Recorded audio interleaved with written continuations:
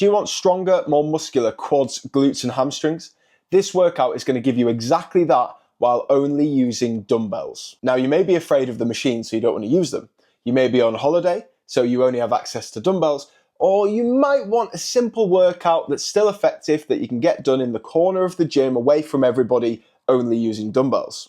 Well, this is the workout for you. If you want help getting in shape for summer and you're struggling to see the results you would like, hit the first link. It's going to tell you more about working with me and hiring me as your coach. And the second link is going to give you 24 ways and things to integrate into your life to help you lose body fat and weight in time for summer, absolutely free over the next 24 days. Second link for that. This workout is going to hit all of the major muscles in the lower body. However, when you come to using just dumbbells, there are some limiting factors and challenges you will face. You're going to find out more about these later on in the video though. For most of this workout, we're going to be using 3 sets, 8 to 10 reps, and having a 90 to 120 second rest in between each set. If you're looking for more volume, you may want to up the reps and sets, but this is going to be focused on trying to push the muscles to failure in as little sets and volume as possible while still getting an effective leg workout in. First exercise, heel elevated dumbbell goblet squat. Absolutely love this one. If you struggle to hit depth in squats because of your limited ankle mobility, having your heels raised is also going to help here as well. It's going to allow your knees to come slightly further forwards, meaning you can get a little bit more depth while keeping your chest up, getting a good stretch on the quads, even if you struggle with ankle flexibility. Because you'll have a more upright torso, it may reduce the risk of injury with your lower back compared to something like a barbell back squat where you may be more likely to lean forwards and strain your lower back as well. And it's a nice beginner friendly exercise. You can start nice and light, play around with it, and you can load it up nice and heavy, and it might be your first steps into squat training. However, there is some negatives to this exercise. Of course, there is limitations when it comes to loading. With a back squat, you can obviously there's more potential to add weight onto the back squat compared to the front squat, because the limited factor in a dumbbell goblet squat is actually how much of the weight you can hold here.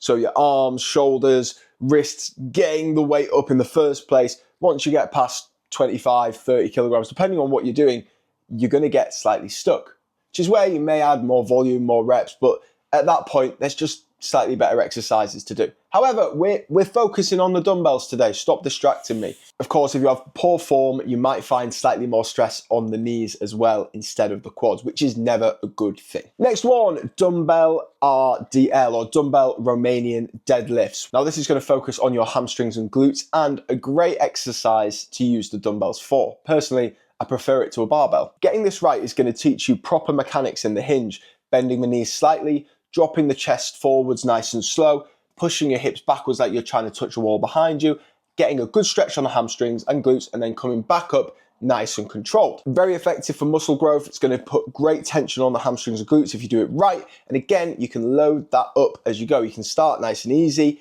get it right, make sure the form's going correctly, have a look at yourself, maybe film it, get a friend to look at it, whatever, compare it to someone else, and then you can load the weight nice and slow as you go, and be aware that you will probably need, because we're training some of the strongest muscles in our body, you're probably going to need a level of resistance anyway to actually be able to feel the stretch. Sometimes I'll get clients saying, oh, I can't feel it. And then once they've maybe increased the volume 25%, they start to feel it. These also can be done anywhere in the gym. You can hide in the corner, do your RDLs and go home. However, this can be quite a complicated exercise to get right if you do it wrong and you're loading it too heavy, you're arching your back, you're not getting your form right. You will increase the risk of injury, as this is an exercise where you can get injured if you do not do it right, which you will, because I know you're sensible and you're going to take your time. You're not an ego lifter. You're going to be controlled and safe. Of course, grip strength is going to be a limiting factor here. I would definitely recommend, once you've got familiar with the exercise, using lifting straps to help prevent the early fatigue of your forearms. However, it is going to be dependent on how much weight you can hold, and then shift that tension from your forearms into the glutes and the hamstrings effectively. Moving on, Bulgarian split squats. What an amazing exercise while being so terrible and awful at the same time. This is a great strength and muscle building exercise for the quads and glutes when it comes to dumbbells, especially single leg exercises. Being a unilateral exercise, it's going to help improve your balance and coordination. Because you're stood on one leg doing it, you've got to control yourself using those stabilizing muscles in the feet and the balance. It's also a great exercise for helping rectify any muscle or potential muscle imbalances you may have. It's going to give you a nice deep stretch. Because of that heel elevation at the back, it creates a greater range of motion, and doing this exercise can be slightly less load on your back rather than throwing all that weight on a barbell back squat. And you only need a place to put your foot up, a decent amount of space, and a dumbbell. Now, this is a very mentally and physically fatiguing exercise. If you get tired and you've got a lot of weight, it can go wrong very quickly. I definitely suggest taking it nice and easy, trying to make sure you got your balance locked in first. Don't try and ego lift, as always, throw the weight up too quick. Complete this one at a very steady pace. Your balance can limit your performance here. If you've got bad balance and you're not working on that, it's going to limit how much weight you can lift, therefore how much load you can put on the quads and glutes. The setup can be a bit awkward. You can do the old trick where you sit down, put one leg out in front of you, and then stand up. I find that helps. If you've got the form wrong, you may start experiencing knee discomfort if your knee's coming out to the side too much or going forwards too much over the foot.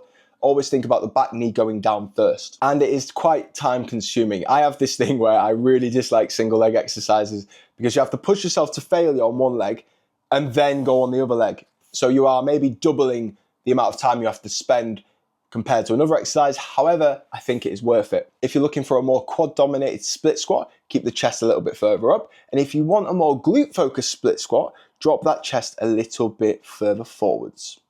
Moving on, dumbbell walking lunge, another single leg exercise, which is a great choice if you've only got dumbbells to use. It's a very functional movement. It's going to mimic your day-to-day movement patterns, walking, going up steps, blah, blah, blah. Again, you're going to get great muscle activation and stimulus here, pretty much across the whole lower body. Quad, glutes, and even hamstrings are going to be worked slightly here. Another one that's going to help improve your coordination and balance. The negatives, we all know if you've done walking lunges before. I mean, when you get tired doing this, it's so physically and mentally taxing that the form can break down very quickly. We've all done one length, we're turning around to come back and you start swinging a little bit and your form goes slightly off. So a slightly higher risk of injury here, you need to be careful. If you're doing it wrong, maybe placing too much pressure on the knees and again, risk of injury. And also this one does require a little bit more generous amount of space to be completed. And the last but not least exercise, dumbbell calf raise. Calves is a slightly trickier one to train for strength and size when you've only got dumbbells. It's going to isolate the calves directly. I mean, if you want a little anatomy lesson, your soleus and your gastrocnemius, I only know that because I studied it, and I also tore my soleus in a gymnastics competition once. Not good. Hurts a lot. Felt like I got shot. Simple and accessible. You can do this exercise absolutely anywhere. I get Christine, my 82-year-old grandma, who brought me up from the age of 2, who I now call my mum. I get her doing these at the sink at home. Great exercise. Not with dumbbells. It's also going to help improve your ankle stability and strength as well, and those stabilizing muscles in the feet. It's an easy one to progress. You can slow it down. You can do some holds at the top. It's good. The negatives of this one, probably quite straightforward.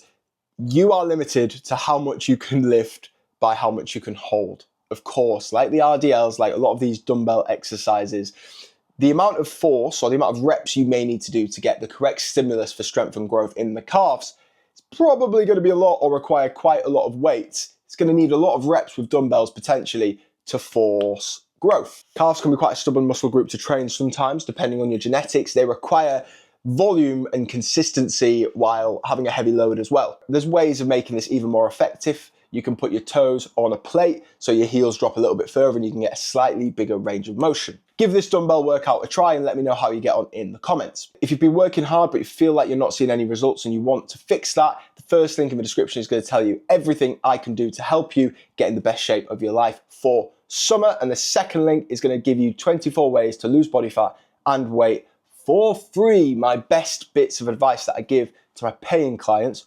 Don't tell them. Second link. YouTube is going to suggest that you watch this video because you enjoyed this one so much. Thanks for watching.